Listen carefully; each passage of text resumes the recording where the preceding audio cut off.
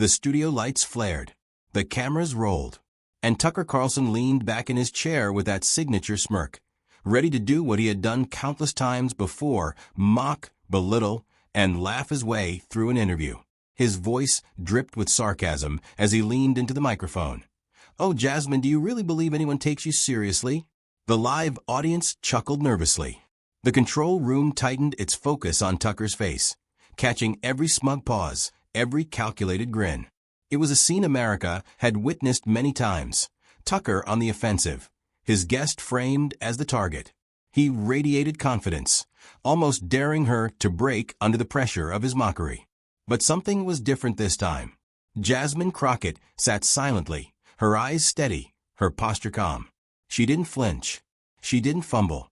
The contrast was electric. Arrogance meeting dignity, ego colliding with composure. And in that silence, a subtle tension began to build. The audience didn't know it yet, but they were seconds away from seeing something unprecedented. Tucker Carlson's trademark ridicule turning against him. In just seconds, the nation saw something Tucker never expected. His own downfall in real time.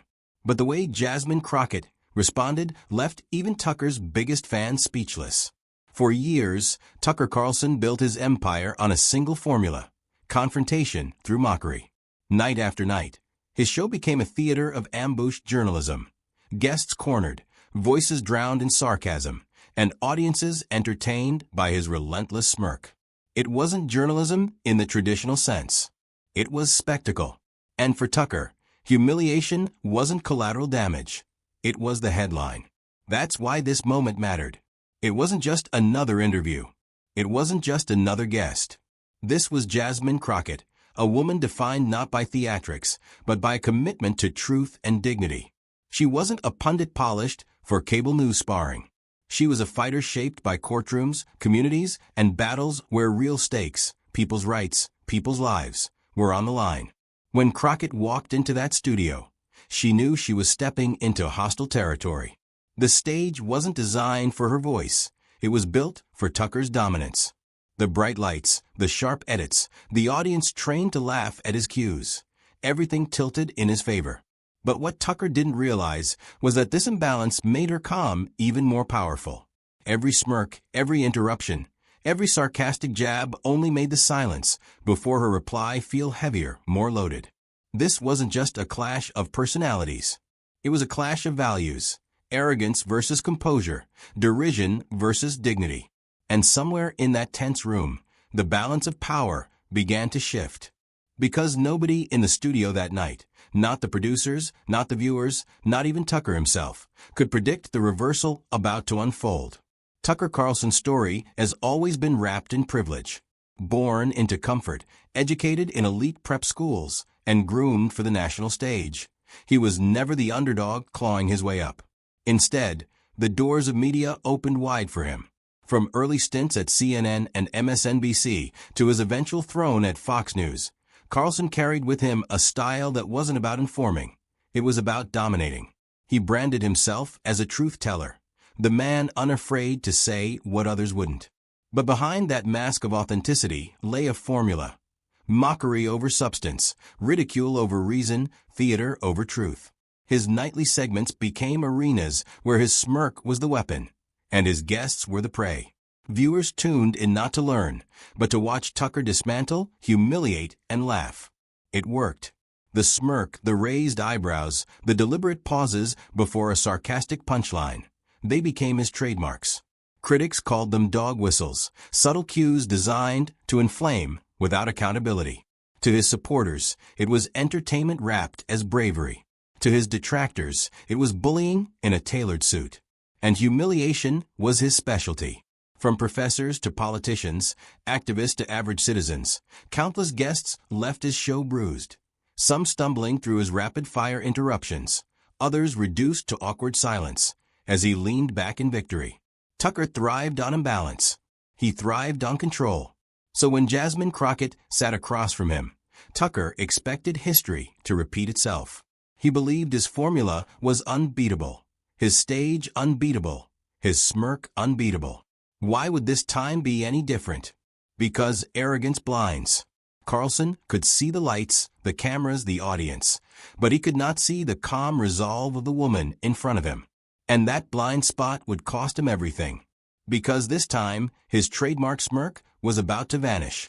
Long before Jasmine Crockett walked onto a national stage, her roots were grounded deep in Texas soil.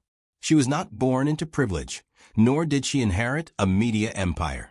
Her rise was carved from long nights of study, endless hours in courtrooms, and an unshakable commitment to communities often forgotten by the powerful.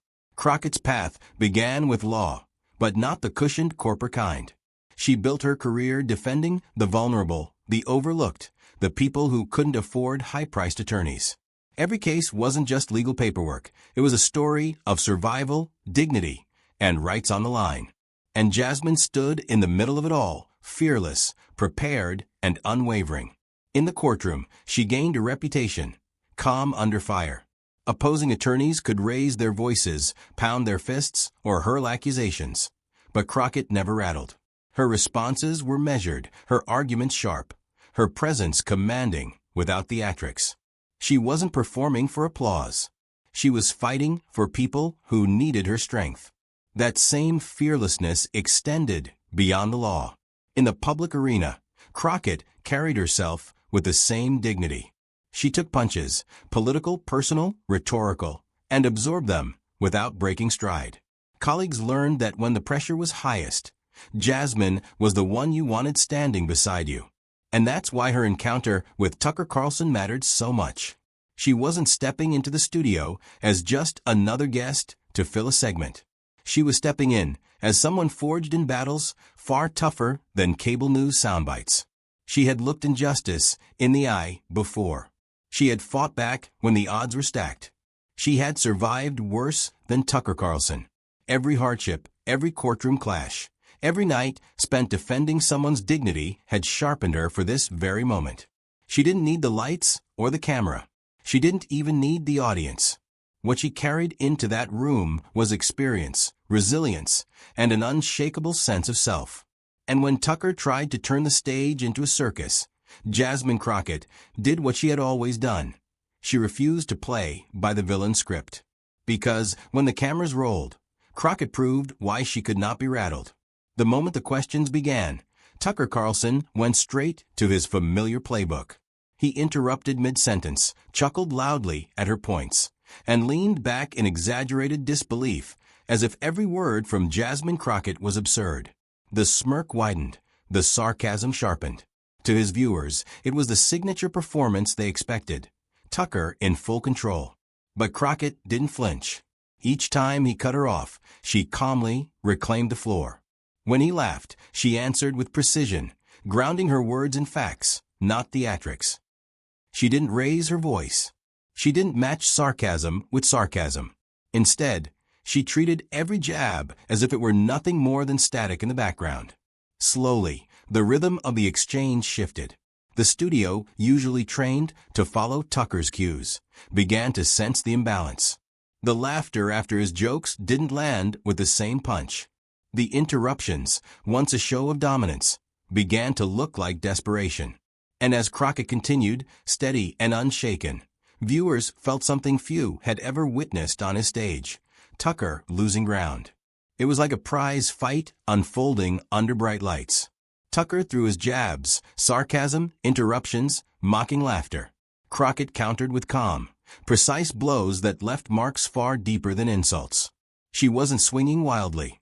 She was waiting, measuring, setting up for something bigger. By now, the tension was undeniable. Even Tucker's practiced grin seemed tighter, his eyes darting as if searching for a new angle. The confidence that once filled the room was thinning. Something was changing, and everyone watching, from the control room to living rooms across America, could feel it. But the knockout line hadn't landed yet. For 20 minutes, Tucker Carlson had leaned on his old tricks. The smirk, the chuckle, the interruptions designed to throw his guest off balance. It was the same script that had left so many others flustered, stammering, and defeated. But Jasmine Crockett wasn't playing his game. She was writing her own. And then it happened. Tucker lobbed another sarcastic jab, dismissing her point with a laugh, so loud it drowned out her words. He leaned back, smug, convinced the segment was his. But Crockett didn't raise her voice. She didn't flinch. She waited for the laughter to die down. The silence stretched just long enough to make even Tucker shift in his chair. Then she spoke, calmly, deliberately. Her words cut cleaner than any insult. She didn't attack his character. She exposed his contradictions. She laid out facts with surgical precision, linking them point by point until the weight of truth crushed the foundation of his mockery. Each sentence landed like a perfectly timed punch, not rushed, not forced, but devastating in its accuracy. The studio froze. For the first time, Tucker wasn't smirking. His eyes narrowed. His grin faltered. The laugh that had filled the air moments earlier had vanished into silence. And Crockett pressed on. She turned his trademark weapon, sarcasm, back on him, but with elegance. Where he mocked, she revealed hypocrisy. Where he interrupted, she anticipated and countered. Each rebuttal was like a slow-motion highlight reel. The setup, the delivery, the impact. Viewers could feel it. The shift of power, the unraveling of control. It was a masterclass in composure. Tucker tried to interject, but his words stumbled. His once dominant tone cracked under the pressure of a calm voice refusing to yield. And in that moment, the audience witnessed something they never thought they'd see. The man who thrived on humiliation becoming humiliated himself. Silence hung heavy for a beat. Then came the first gasp. Someone in the audience shifted uncomfortably. The control room leaned forward. And across living rooms nationwide, viewers tweeted, clipped, and shared in real time. Hashtags began to trend before the segment even ended. Crockett versus Tucker. Dignity wins. The eruption was instantaneous. Social media lit up with disbelief, admiration, and a touch of awe. People weren't just watching a debate, they were watching a cultural moment. A reversal of roles no one saw coming. On camera, the change in Tucker's face said everything. The trademark smirk that had carried him for decades was gone. What remained was a man cornered by his own formula, unraveling under the steady gaze of someone he had underestimated. By the time Crockett delivered her final line, sharp, clear, unforgettable, the outcome was undeniable. She hadn't just survived Tucker Carlson's stage. She had owned it. The mocker had become the mocked. And the clip was already racing across the internet, sealing his regret in real time. The moment the segment ended, the internet erupted. Clips of Jasmine Crockett's calm dismantling of Tucker Carlson spread like wildfire across Twitter, TikTok, and YouTube. Within hours, hashtags trended globally. Hashtag Crockett clapback, hashtag Tuckered out, and simply, hashtag Dignity wins. For years, Tucker had been the one generating viral moments at the expense of his guests. But this time, he wasn't the victor. He was the punchline. Memes flooded timelines, showing his fading smirk side by side with Crockett's steady glare. One popular caption read, "When mockery meets facts." Another, "Smile wiped in 10 seconds flat." Commentators across the spectrum took notice. Progressive voices praised Crockett for standing her ground with grace. Even some conservative critics, usually aligned with Tucker, admitted the segment revealed cracks in his dominance. "I've never seen Tucker rattled like that," one pundit tweeted. "She stayed calm, he lost control." Celebrities, activists, and politicians piled on. Prominent figures reshared the clip, calling it a turning point for political television. "This wasn't just a takedown," one senator remarked. "It was a reminder that dignity can still disarm arrogance." The video climbed into the millions of views, reshaping the narrative in real time. But beyond the hashtags, the memes, and the laughter, something larger was happening. This wasn't just internet entertainment. It was a cultural reckoning, a moment where the usual script flipped, and audiences saw what it looked like when arrogance collapsed under the weight of composure. But beneath the laughter and headlines, the lesson ran far deeper. As the dust settled, Jasmine Crockett's exchange with Tucker Carlson revealed something larger than a television segment. It wasn't about who spoke the loudest or who had the cleverest insult. It was about the power of composure, the weight of dignity, and the truth that arrogance can never sustain itself under the pressure of integrity.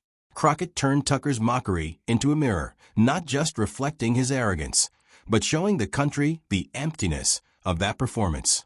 Her calm presence reminded millions that true strength doesn't need volume, theatrics, or cruelty. It needs only clarity, conviction, and courage.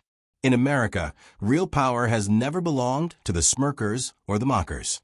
It has always belonged to those who carry themselves with steady resolve when the spotlight burns hottest. Loud derision may trend for a moment, but calm truth outlives it every time. And that is why Crockett's moment struck so deeply. It wasn't simply a clapback. It was a lesson, a reminder that mockery dies in seconds, but dignity echoes for generations.